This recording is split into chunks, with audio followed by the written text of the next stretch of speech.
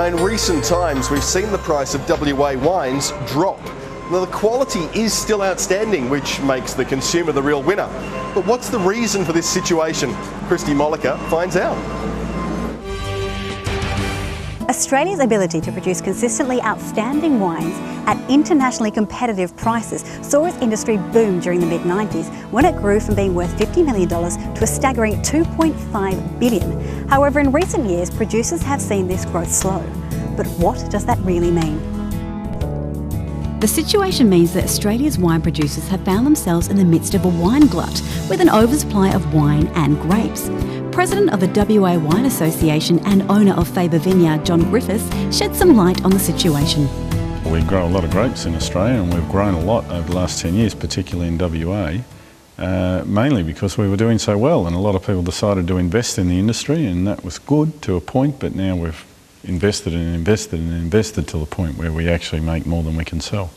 So what can be done about the situation at the moment?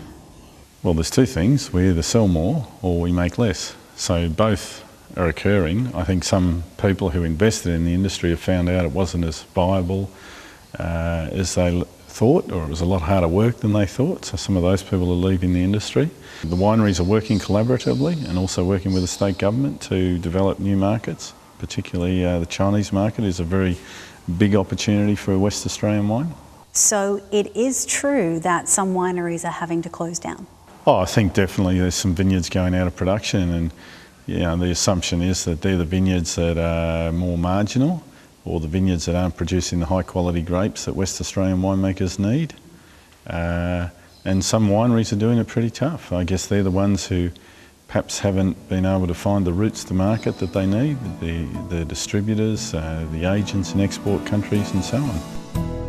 Slav Moweski, restaurant manager of 150 East Riverside, says it's very much a win-win situation for consumers. Yeah, definitely. The customer is the only winner really in the situation, because our restaurants will pass on the prices of wine regardless what they are, because we obviously have to supply wine to our guests. At the same time, the vineyards have to keep discounting wines to be kind of, in a competition with other suppliers, mainly big corporations. I mean, here, because we have endless resources to basically back up selling wines at a very low margin, so even with a loss, just for the sake of sustaining the production.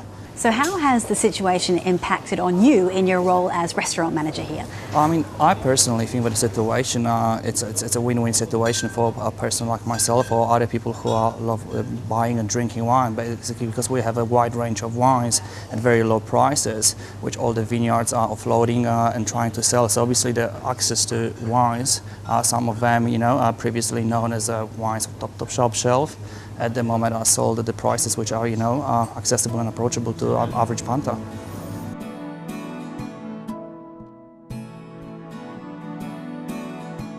How much longer do you expect this situation to last? It's very hard to say. I think if within 2 or 3 years we'd like to think that some of the production has been whittled back, that the new markets are coming on stream, and that things should pull through quite nicely. I think that WA as itself has a very strong potential of surviving this nationwide crisis. What we have to do, we have to make sure that we decrease our production, and we have to kind of offload the surplus of stockpile of wines which we are currently holding. I should say, despite some of the doom and gloom scenario, that a lot of wineries in Western Australia are doing very well because they make good wine, it's in demand, and they've got established markets and their business is good. So it's not all doom and gloom for every winery. So while wine producers are busy trying to come up with an innovative new idea to tantalise the world's taste buds into falling in love with wine all over again, I suggest it's the right time for you to stock up your wine rack or your wine cellar, as after all, the real winner in this situation is you, the consumer. This is Christy Mollica reporting for UnderCurrent.